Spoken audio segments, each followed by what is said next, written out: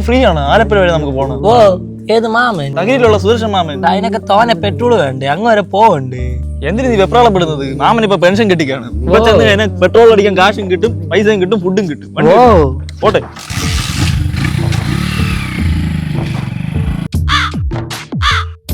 ഇതാണോ നിന്റെ മാമൻ? ഉണ്ടായി മാമ മുടയാണ് കേട്ടോ. മോനെ മാമ ഇത് എന്റെ കൂട്ടുകാരൻ ജ്യോതിഷ്. ഓ ഇവനെ പോലെ കാളയാണോടാ?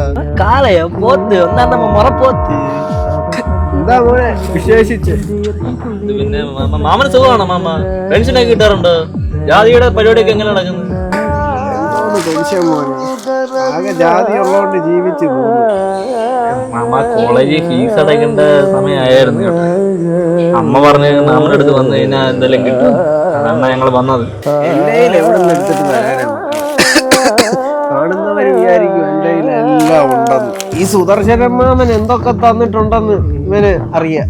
കളവൻ എന്തെങ്കിലും തരുവാ? പാട്ടക്കളവനൊന്നും തരത്തിലെന്തോന്ന് കേട്ടോ, വെറുതെ വന്നു. നമുക്കുണ്ട് മക്കളെ. മക്കൾ ഇവിടെ വരെ വന്നേ ഇല്ലയോ? മഴയൊക്കെ വരുന്നു. മക്കളിവിടെ ഇനി പോയിട്ട് വരും. മാമ കണ്ട മാമൻ പാവമാണ്. ഞാൻ പറഞ്ഞില്ലേ സുദർശൻ മാമൻ എന്ന് പറഞ്ഞാൽ ഡീസന്റ് ആണ്. അപ്പൊ നമുക്ക് പോകുന്നതായിരിക്കും മന്തിയും കഴിക്കാം, പെട്രോൾ അടിക്കും. പറഞ്ഞില്ലേ അവൻ പുലിയാണ്. ഇപ്പൊ കണ്ടോ കിടക്ക് എണ്ണൂറ് ഗണേശാ, മോനെ ഇതെന്താ മാമ? പാളയന്തോളം പരം അവക്ക് കൊണ്ട് കൊടേ. അവക്ക് ഭയങ്കര ഇഷ്ടമാ. കൊണ്ട് അവിടെ കുറച്ച് റംബൂട്ടാനും ഉണ്ട്, അതുകൂടെ പറിച്ചു. സുദർശനമാമന്റെ പഴം ഞാൻ പോയിട്ട് അടുത്ത് വരാം. അമ്മയുടെ അന്വേഷണം പറയുന്നുണ്ട്. മക്കളെ കണ്ട മാമൻ വിളിച്ചോണ്ട. ഞാൻ പറഞ്ഞില്ലേ മാമൻ പൈസ എടുക്കാൻ മാറുന്നത് കേട്ടോ.